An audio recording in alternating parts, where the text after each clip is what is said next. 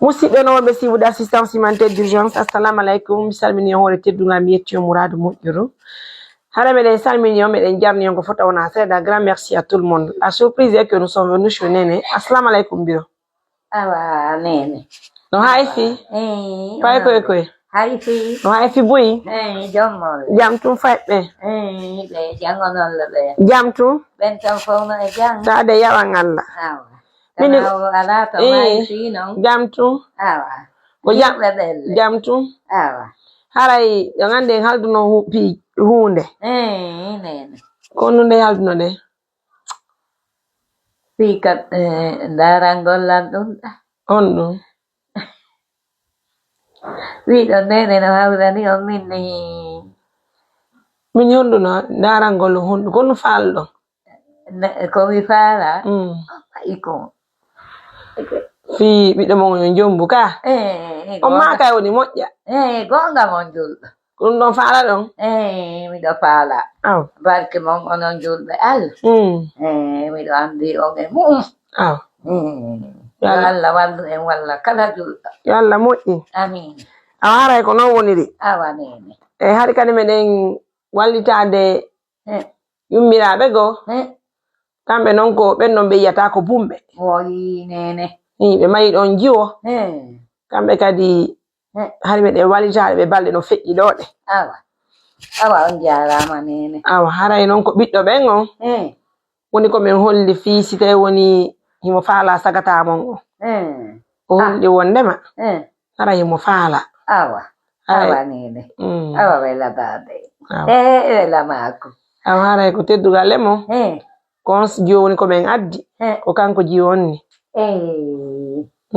awa on jarama Nene ko waro yetta on daaro mi weltanike Allah mi weltanike on amin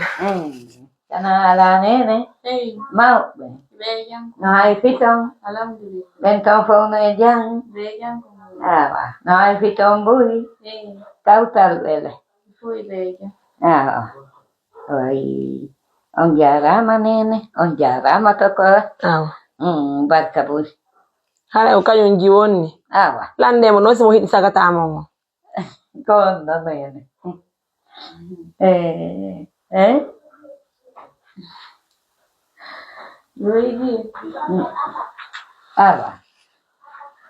awa Nene awa en weltodirani mi weltike Nene mi weltike tokora mi weltike nani mi weltanike Allah mi weltanike onon foppu mi weltike Nene yo Allah yo wonko moƴƴi amin awa haray joni ɗo newni en jombu oɗo na Nene aw aw awa haray noon si tawi woni laatike ko ɗo wonde wadde haaju awa ko mako ɗon woƴen e ɗum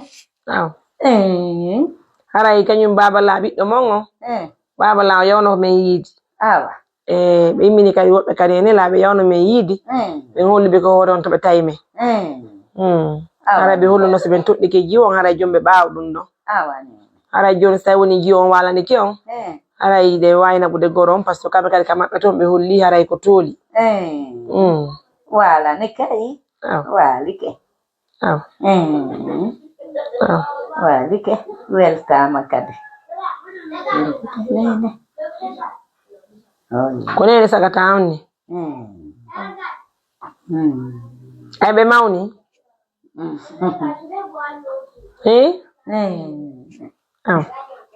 haray ko ɓeɗo wonda arde tawa hiɗen ande fo min Nene ɓen si nawyi haray piiji ɓe laafi ko woɓɓe tu wata wonde go woɓɓe go noon toon ɓe wawata wondade kono e hoore ɗum kadi ko debbo jomba ɗon ko ɗo wata artirde hakkil fiyo taputuka dewgal makko par ce que ɗettere wona wala dawa ɗettere ko ya muñoro fi Allah woti annabijo ko ɗum woni dewgal sa ari a inni a hiɗay modima tu gacca ɓiɓɓe makko ɓen kañum maɗum e Nene makko wawata gasude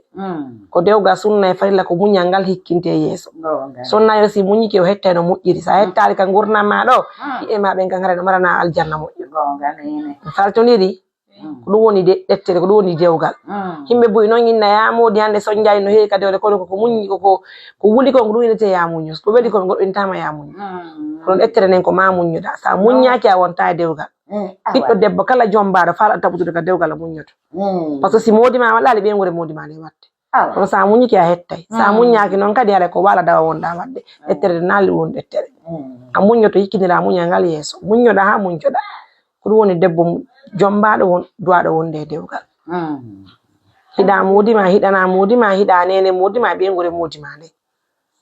haysi kamɓe ɓe waɗi añugol ma Allah kañum hiɗete belletti ɗum en faltodiri Bon, vous êtes vraiment témoin de cette cérémonie de mariage. Hein. Vraiment, c'est vous qui êtes les témoins. Hein. Moi, je suis là, je ne sais même pas quoi dire. Je remercie Dieu, je remercie le Tout-Puissant Allah. Et je félicite le monde entier. Je demande à Allah de faciliter cette union. Je prie Dieu que Dieu facilite cette union, que Dieu nous aide à réaliser ce mariage. Encore une fois de plus, mesdames, messieurs, prenez bien soin de vous. Au revoir.